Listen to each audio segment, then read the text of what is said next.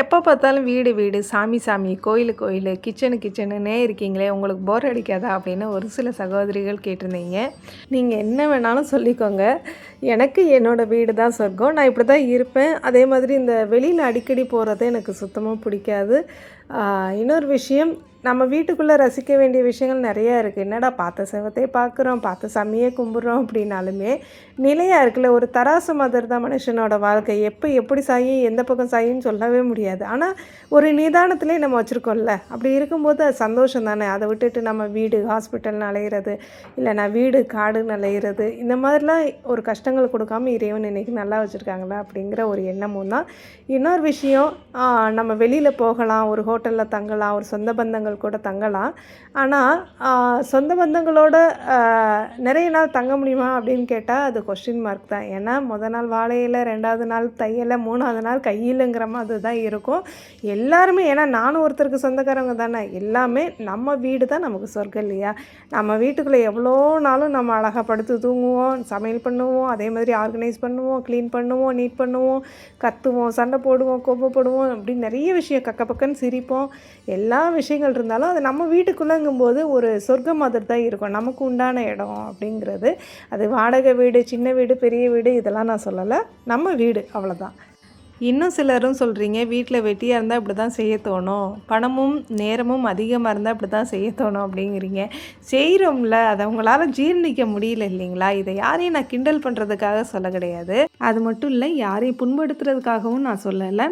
இறைவன் மற்றவங்களுக்கெல்லாம் ஒரு 24 மணி நேரம் நான் கொடுக்குறேன் ஒரு நாளைக்கு, உனக்கு மட்டும் 35 மணி நேரம் கொடுக்குறேன்னு கொடுக்க போகிறது கிடையாது. எல்லாருக்கும் அதே 24 மணி நேரம் தான். மூட்டை தூக்குறவங்களுக்கும் அதே 24 மணி நேரம் தான். பியூட்டி பார்லர் வச்சுருக்கிறவங்களுக்கும் அதே 24 மணி நேரம் தான். கலெக்டருக்கும் அதே 24 மணி நேரம் தான். எனக்கும் அதே 24 மணி நேரம் தான். என்னோடய வேலைகளுக்கு போக, அதாவது நான் வீட்டில் சமையல் பண்ணுறதா இருக்கட்டும், குழந்தைங்க கணவரெல்லாம் பார்த்ததுக்கப்புறம் வீட்டு வேலைகள்லாம் முடிச்சுட்டு எனக்கு பிடிச்ச வேலைகளை நான் செய்கிறேன். கண்டிப்பாக அதில் ஃபஸ்ட்டு பிள்ளையார் சொல்லியே என்னோடய பூஜை வேலைகள்.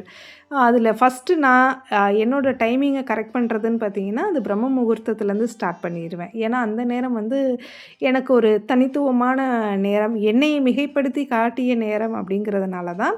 அதனால் நமக்கு எவ்வளோ நேரம் இருக்குது அப்படிங்கிறது முக்கியம் இல்லை. அந்த நேரங்களில் நம்ம என்ன செய்கிறோம், எதை பற்றி செய்கிறோம். நிறைய திறமைகள் இருக்குது. இதுதான் திறமை அப்படின்னு கிடையாது. நிறைய விஷயங்கள் இருக்குது இந்த உலகத்தில். தேடுறதுக்குன்னு சொல்ல முடியாத அளவுக்கு அவ்வளோ விஷயங்கள் இருக்குது. இன்னும் சொல்லப்போனால் நமக்கெல்லாம் நிறைய விஷயங்கள் தெரிகிறது இல்லை.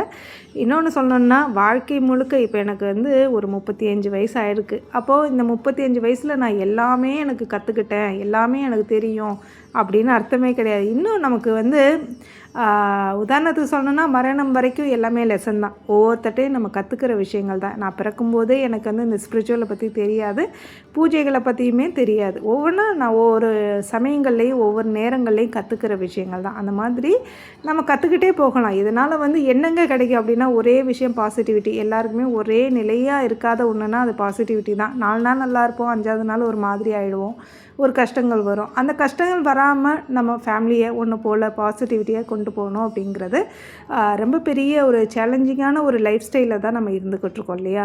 அதை ஒன்று போல் கொண்டு போகிறதுக்கு இந்த மாதிரி சின்ன சின்ன விஷயங்களை செய்யலாம் அப்படிங்கிறது தான். இதுக்காக ரொம்ப ஸ்ட்ரெஸ் ஆகணும், வேலை செய்யணும்னு ரொம்ப அதிலே ஸ்ட்ரெஸ் ஆகாதீங்க. ஸ்ட்ரெஸ் ஆகணும்னு நான் சொல்ல கிடையாது. இதெல்லாம் நான் செய்கிறேன், எனக்கு இதெல்லாம் பிடிச்சிருக்கு. உங்களுக்கு வேறு ஏதாவது ஒன்று பிடிக்கும், டெய்லரிங் பிடிக்கும், வேறு ஏதாவது ஒரு விஷயங்கள் பிடிக்கும், அந்த பிடிச்ச விஷயங்களை செய்யுங்க. அதுக்காக நம்மளால் முடியலை, அவங்களால முடியுதுன்றதுக்காக அது கேலியும் கிட்டலுமா உங்களுக்கு நேரம் இருக்குது அதனால் செய்கிறீங்கன்னு யாரையும் புண்படுத்தாதீங்க.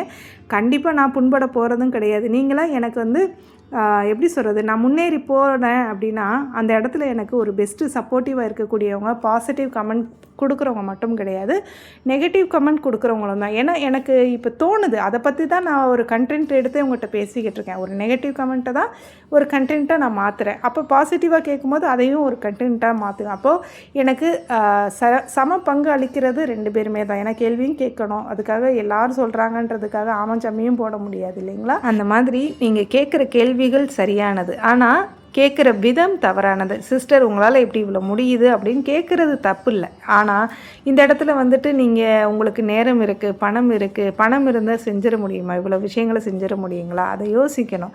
ஏன்னா இது வந்து ஒரு பாக்கியம். இந்த மாதிரி நான் இன்றைக்கி செய்கிறேன் அப்படின்னா அதுக்கு அந்த அம்பாளோட முழு அருள் இருந்தால் மட்டும்தான் செய்ய முடியும். அம்பாள் நினச்சா மட்டும்தான் செய்ய முடியும். ஒரு 7 வருஷங்களுக்கு முன்னாடி 8 வருஷங்களுக்கு முன்னாடி தோணாதது 7 வருஷங்களுக்கு அப்புறம் இந்த அளவுக்கு நான் செய்கிறேன் அப்படிங்கிறது என் பரம்பரைக்கே பெரிய ஆச்சரியம் தான். என்னோடய குடும்பத்துக்கே பெரிய ஆச்சரியம் தான். அதை தான் நான் சொல்கிறேன். நீங்கள் என்னை கேட்டுட்டீங்க, நான் அதுக்கு பதில் கொடுத்துட்டேன். ஆனால் 100 150 சப்ஸ்கிரைபர்ஸ் வச்சுருக்கக்கூடிய சகோதரிகளுக்கு எப்படி இருக்கும்? அவங்க வீட்டை சமாளிக்கணும், வீட்டிலேருந்து வெளியே வரணும், அதுவும் வீட்டுக்குள்ளேருந்தே வீடியோ போடணுங்கிறதே பெரிய சவால்குரிய ஒரு வேலை. அப்படி தன்னந்தனியாக தன்னோட வேலைகளை பார்த்துட்டு அவங்க வீடியோ போடும்போது அவங்ககிட்டலாம் இப்படி போய் கேட்டிங்கன்னா அவங்களால எப்படி அடுத்த லெவலுக்கு போக முடியும்? யோசிச்சு பாருங்கள். ஏன்னா நானுமே அந்த 100 சப்ஸ்கிரைபர்ஸை தாண்டி தான் வந்திருக்கேன். சரிங்களா? ஒரு வீடியோ 2 வீடியோன்னு பொறுமையாக போட்டு ஒரு வாரத்துக்கு ஒரு வீடியோ எடுத்து போட்டு ஒரு வாரம் ஃபுல்லாக வீடியோ எடுத்து அதை ஒரு 10 நிமிஷம் வீடியோவெல்லாம் போட்டிருக்கேன், ஒரு 4 நிமிஷம் வீடியோவெல்லாம் நான் போட்டிருக்கேன். அதே மாதிரி எத்தனையோ பேர் கஷ்டப்பட்டு தானே இந்த இடத்துக்கு வந்திருக்காங்க இல்லைங்களா? அதனால் யோசித்து பேசுங்க. ஓகே, நான் ஏன் இத்தனை நாள் லாங் வீடியோ போடலை அப்படின்னு ஒரு சில சகோதரிகள் கேட்டிருந்தீங்க. ஆக்சுவலாக பார்த்தீங்கன்னா நான் அதாவது வாராகி அம்பாளுக்கு ஆஷாட நவராத்திரிக்கு டெமோ வீடியோ ஒன்று கொடுத்துருந்தேன். அதுலேயே சொல்லியிருப்பேன், எப்பயுமே நம்ம வீட்டில் அம்பாள் 10 நாள் வழிபடுவேன். நவராத்திரியோடு அன்னைக்கு எடுத்துட மாட்டேன். ஏன்னா நவராத்திரி முழுக்க நைட்டும் நான் அந்த பூஜைகள் எல்லாமே பண்ணுவேன். ஏன்னா அந்த 9 நாள் இரவுகள்ன்றது ரொம்ப முக்கியமான ஒரு விசேஷமான இரவுகள் அப்படின்னே சொல்லலாம். அப்படி இந்த 9 இரவுகளும் அவ்வளோ விசேஷம், சொல்லிக்கிட்டே போகலாம். எப்படி ஆஷாட நவராத்திரியில் அஷ்டமி எந்த அளவுக்கு ஒரு மிகச்சிறந்த நாளாக பார்க்கப்படுதோ, அதே மாதிரி பஞ்சமி எந்த அளவுக்கு பார்க்கப்படுதோ, அதே மாதிரி இந்த 9ஆம் நாள் நிறைவு பூஜைன்னு சொல்லுவோம் இல்லையா? அந்த நிறைவு பூஜை எப்படி ஸ்டார்ட் பண்ணுறோம்? ஒரு நம்ம குஷியாக சந்தோஷமாக அம்பாளுக்கு நல்லபடியாக செய்யணும்னு ஸ்டார்ட் பண்ணுறோம். அதே மாதிரி அதை கரெக்டாக முடிக்கணும்ல. அதில் தானே நமக்கு எப்படி சொல்கிறது, அந்த நிறைவாக இருக்கும்போது தானே நமக்கு மனசு சந்தோஷமாக இருக்கும். அப்படி இருக்கும்போது தான் அன்னைக்கு 9ஆம் நாள் மத்தியானம் ஒரு 2 மணி இருக்கும்னு நினைக்கிறேன். நான் நெய்வேத்தியம்லாம் காலையிலையும் படைச்சாச்சு, அம்பாளுக்கு மத்தியானமும் படைச்சிட்டேன். டீ டைம் எல்லாமே முடிஞ்சிருச்சு. ஈவினிங் டீ டைமும் அதுக்கப்புறமா ஈவினிங் நெய்வேத்தியம் ஒன்று, அதாவது அம்பாளுக்கு அபிஷேகம் பண்ணி அர்ச்சனை பண்ணும்போது அந்த நெய்வேத்தியம் எல்லாமே பண்ணுவேன். அப்படி டீ டைம் லஞ்ச் டைம் எல்லாமே முடிஞ்சு கரெக்டாக ஒரு 2-2:30க்கு கொஞ்சம் ஃப்ரீயாக ஆரம்பிக்கலாம், மற்ற வேலைகள்லாம் பொறுமையாக செய்யலாம் அப்படின்னு யோசிச்சுட்டு இருந்தேன். அந்த நேரத்தில் தான் பார்த்திங்கன்னா ஒரு 2-2:30 மணிக்கு ஒரு பேட் நியூஸ். என் கணவரோட அக்கா கணவர் இறந்துட்டாங்க, என்னோடய பெரியப்பா இறந்துட்டாங்க அப்படின்னு சொல்லியிருந்தாங்க. என்ன செய்கிறதுனே எங்களுக்கு புரியல. ஏன்னா காப்பு கட்டுறதுங்கிறது சாதாரண விஷயம் இல்லை. காப்பை கழட்டிட்டு தூக்கி போட்டுட்டுலாம் போக முடியாது. எந்த அளவுக்கு கோவில் திருவிழாவுக்கு காப்பு கட்டுவோமோ அந்த காப்பு கட்டுறதுக்கான ஒரு பவித்திரத்தன்மையோடு நம்ம இருக்கணும்னு சொல்லுவோம் இல்லைங்களா? அந்த மாதிரி ரொம்ப கவனமாக இருக்கணும்னு சொல்லுவாங்க. அந்த மாதிரி தான் இருந்தோம். நல்லபடியாக செஞ்ச பூஜையை நிறைவு பண்ணக்கூடிய ஒரு டைமிங் வேறு. இருந்தாலும் தெய்வங்களுக்கு எந்த அளவுக்கு மதிப்பு கொடுக்குறோமோ அதே அளவுக்கு மனிதர்களுக்கும் நம்ம மதிப்பு கொடுக்கணும். அது மட்டும் இல்லை, நம்ம சொந்தங்கள் நமக்கு என்னென்ன செய்கிறாங்கன்றதை யோசிக்கிறதே ஒரு முட்டாள்தனம். நம்ம என்ன செய்கிறோம் அதை தான் யோசிக்கணும். அதை தான் நான் இன்னைய நாள் வரைக்கும் நான் செஞ்சுக்கிட்டு இருக்கேன். அப்படி இருக்கும்போது அவங்க ஆரம்ப கட்டம்லாம் நம்ம கூட இருக்கிறோம், நம்ம அவங்களோட கடைசி கட்டத்தில் கூட இருக்கணுங்கிறது தான் ரொம்ப முக்கியமான விஷயம் இல்லையா? அதனால் இரவு செய்யக்கூடிய பூஜையை மதியமே காப்பெல்லாம் கழட்டிட்டு புனர் பூஜை செய்ய ஆரம்பிச்சிட்டேன். இருக்கிற பூசணிக்காய் வரைக்கும் சுற்றி உடச்சிட்டு புனர் பூஜை பண்ணிவிட்டு வேகமாக, ஏன்னா 1 மணி நேரம் 1.5 மணி நேரத்தில் கிளம்பணும்னு சொல்லிட்டாங்க. அதனால் வேகமாக செஞ்சேன். அப்புறம் எப்படிங்க ஒருத்தர் இறந்துட்டாங்கன்னு சொல்லும்போது வீடியோ எடுக்க முடியுது, நீங்கள் கேட்குறது புரியுது. ஆக்சுவலாக வைப்ஸ் வித் ரேவா அப்படின்னு ஒரு சகோதரி தொடர்ந்து நம்ம சேனல் பார்த்துக்கிட்டு தொடர்ந்து கேட்டுக்கிட்டே இருந்தாங்க, எங்களுக்கு டெமோ வீடியோ கொடுங்க, எங்களுக்கு இந்த மாதிரியான வீடியோஸ் கொடுங்க, எனக்கு வந்து எப்படி கலசம் வச்சு வழிபடுறதுன்றது தெரியல, ஆனால் நீங்கள் கொடுக்குற ஒவ்வொன்றுமே எனக்கு ரொம்ப யூஸ்ஃபுல்லாக இருக்குது, கொடுங்கன்னு ஒவ்வொன்றுத்துக்கு கேட்டாங்க. புனர் பூஜைக்குமே கேட்டாங்க. இப்போ நம்ம அதாவது எப்படி சொல்கிறதுனா, ஆரம்ப கட்டத்துலேருந்து கொண்டு வந்துட்டு கடைசியில் நான் விட்டுட்டு போயிட்டா அது வந்து சரியாக இருக்காதுன்னு தோணுது. ஏன்னா நான் ஒரு ரோபோட்டுக்கிட்ட பேச கிடையாது. என்ன மாதிரி இந்த ஃபோனுக்கு அங்கிட்டு இருக்கக்கூடிய சகோதரிகள்கிட்ட தான் நான் பேசுகிறேன் இல்லைங்களா. அப்போது நான் முழுமையாக டெமோ வீடியோ கொடுத்துட்டு 8 நாள் பூஜையை கொடுத்துட்டு 9 நாள் காலையிலையும் ஒரு பூஜை வீடியோ கொடுத்துருந்தேன். அதையும் கொடுத்துட்டு நான் கடைசியில் விட்டுட்டு போகிறதுல எனக்கு விருப்பம் இல்லை. அதனால் சிம்பிளாக ஷார்ட்ஸாவது கொடுத்துடலாம் அப்படின்ட்டு தான் முடித்தேன். அப்போயும் நிறைய பேர் கேட்டிருந்தீங்க, இன்னையோடு முடிச்சிடலாமா, ஃபுல் பூஜை இன்றைக்கி முடிச்சிடலாமா அப்படின்னு கேட்டிருந்தீங்க. எதுக்காக நான் அன்றைக்கே முடிச்சிடலான்னு சொன்னேன்னா, மறுநாள் வந்து வெள்ளிக்கிழமை. அப்படி இருக்கும்போது அன்னைக்கும் அம்பாளை வச்சுருந்து அதுக்கு மறுநாள் சனிக்கிழமை கழிக்கிற மாதிரி இருக்கும். அது ஒரு சிலருக்கு ஒத்துப்போகும், ஒரு சிலருக்கு ஒத்து போகாது.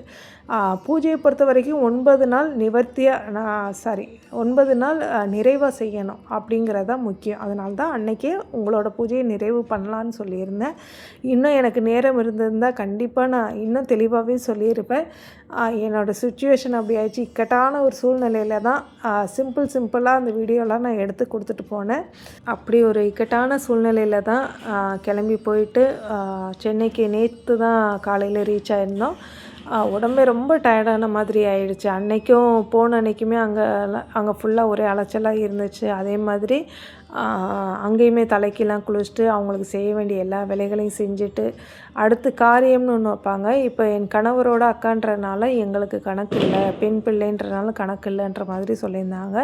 அதனால் 5ஆம் நாள் காரியம் வைக்கிற வரைக்கும் பூஜை பண்ணக்கூடாது, ஒரு கணக்குன்னு இருக்குது இல்லையா. அதனால் பூஜை ரூமு கூட இன்னும் நான் திறக்கலை. எப்படி பிரம்ம முகூர்த்த பூஜைலாம் பண்ணீங்க அப்படின்னு கேட்பீங்க. ஆக்சுவலாக நவராத்திரி அப்போ எடுத்த வீடியோ தான் உங்களுக்கு நான் கொடுத்துருந்தேன்.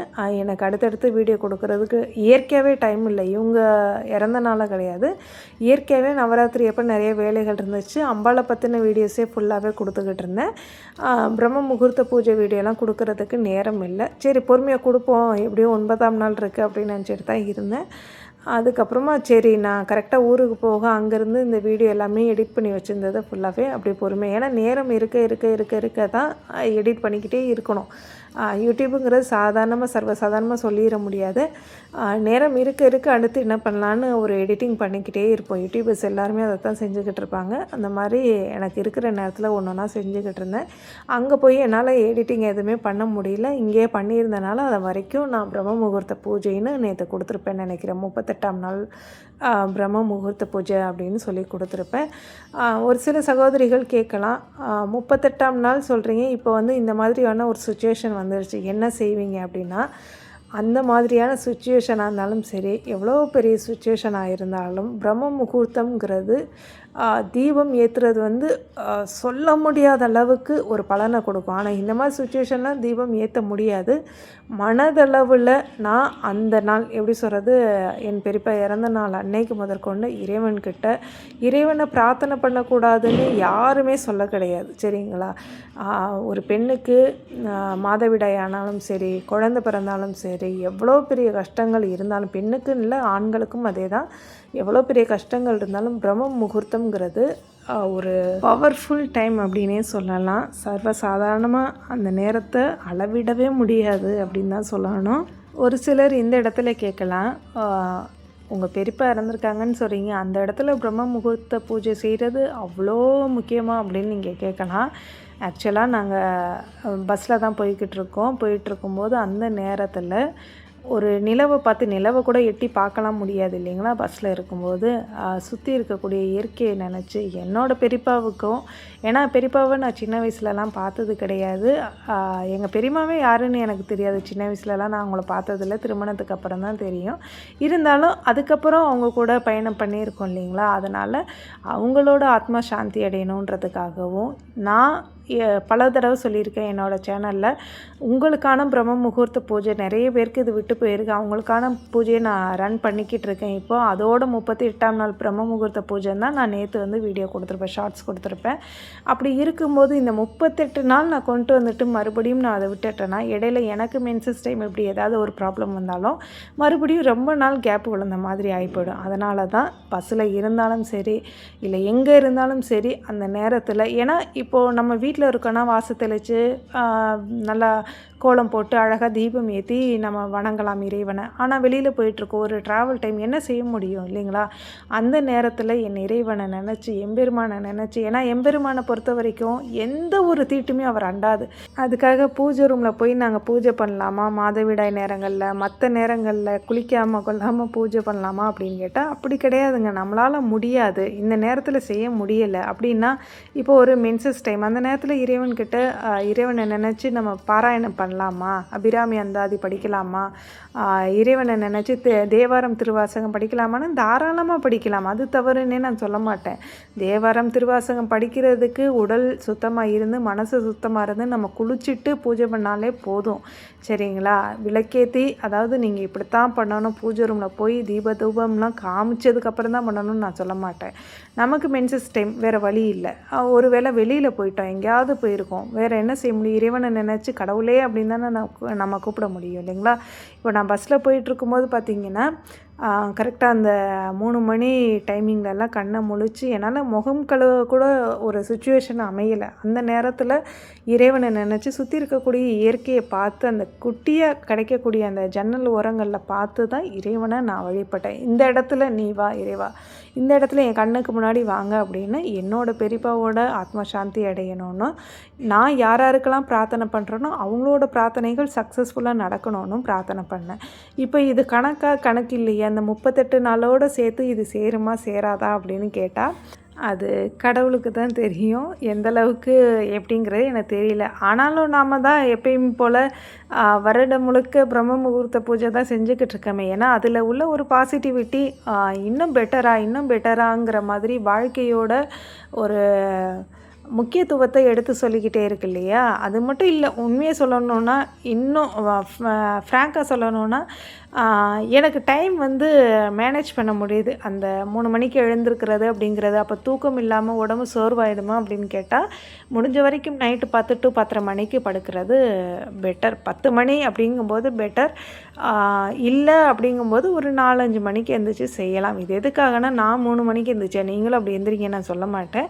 உங்களால் முடிஞ்சு, அதாவது 6 மணிக்கு எழுந்திருக்கிறவங்க 7 மணிக்கு எழுந்திருக்கிறவங்களாம் இருப்பீங்கல்ல, அட்லீஸ்ட் ஒரு 5-5:30க்கு எழுந்திருக்கும் போது நிச்சயமாக சக்ஸஸ்ஃபுல்லான ஒரு லைஃப் ஸ்டைல் இருக்குது. அதனால் உங்களால் என்ன முடியுமோ அதை இறைவனுக்கு கொடுங்க. நிச்சயமாக இறைவனோட பரிபூரண அருள் உங்கள் எல்லாருக்கும் கிடைக்கும்னு நானும் நம்புகிறேன், நீங்களும் நம்புங்க. அடுத்ததாக ஒரு சில சகோதரிகள் 7 வருஷமாச்சு, 15 வருஷமாச்சு, 12 வருஷமாச்சு குழந்தை இல்லைன்னு சொல்கிறீங்க. அப்படிலாம் சொல்லாதீங்க. கண்டிப்பாக உங்களுக்கு குழந்தைங்க இருக்காங்க, குழந்தைகள் இருக்காங்க. அதனால் அவங்க வரக்கூடிய ஒரு காலகட்டம் வந்துருச்சுன்னு நம்புங்க. இத்தனை வருஷம் வராதது இனிமேல் வந்துட போதா அப்படிங்கிற ஒரு நெகட்டிவ் தாட் வைக்காதீங்க. அதே மாதிரி அம்பாளுக்கு போட்ட வளையல் மாலை, அந்த வளையல்கள் கேட்டிருந்தீங்க. கண்டிப்பாக உங்களுக்கு கொடுக்கக்கூடிய பாக்கியத்தை அம்பாள் எனக்கு கொடுத்துருக்காங்கன்னு நினைக்கும் போது அம்பாளுக்கும் உங்களுக்கும் கோடான கொடி நன்றிகள் சொல்லணும். அந்த வளையல் ஃபுல்லாகவே நான் ஒரு 2 வளையல் மட்டும் எனக்கு எடுத்துகிட்டு மற்றது ஃபுல்லாக உங்களுக்கு கொடுக்குறேன். கண்டிப்பாக நீங்கள் போட்டு குலுங்க. அந்த வளையல் எப்படி சொல்கிறது, உடஞ்சி கீழே விழுகிறதுக்குள்ளே அடுத்த நல்ல செய்தி உங்கள் எல்லாருக்கும் கிடைக்கணும் அப்படிங்கிறது தான் என்னோட ஒரு மிகப்பெரிய ஆசை. கண்டிப்பாக அந்த வளையல் உங்களை சேரும். அது எப்படிங்கிறத அடுத்தடுத்த வீடியோவில் ஷேர் பண்ணுறேன். அவ்வளோதான், இந்த வீடியோ எண்டுக்கு வந்துட்டோம். இந்த வீடியோவில் ஏதாவது ப்ளஸ் அண்ட் மைனஸ் இருந்தால் மறக்காமல் கமெண்ட் பண்ணுங்கள். நேரம் இருக்கும்போது வீடியோ பாருங்கள், நேரம் இருக்கும்போது கமெண்ட் பண்ணுங்கள். உங்களோட கமெண்ட் எனக்கு பூஸ்ட் எனர்ஜியாக ஒரு வேல்யூபலாக இருக்கும்னு நானும் நம்புகிறேன். ஏன்னா நம்ம சேனலில் எத்தனை லைக் வந்திருக்கு, எத்தனை சப்ஸ்கிரைபர்ஸ் வந்திருக்காங்கன்னு பார்க்குறத விட எத்தனை கமெண்ட்ஸ் வந்திருக்குன்னு தான் இன்னை வரைக்கும் நான் எதிர்பார்த்துருக்கேன். அவ்வளோதான், வீடியோ எண்டுக்கு வந்துட்டோம். நன்றி, வணக்கம்.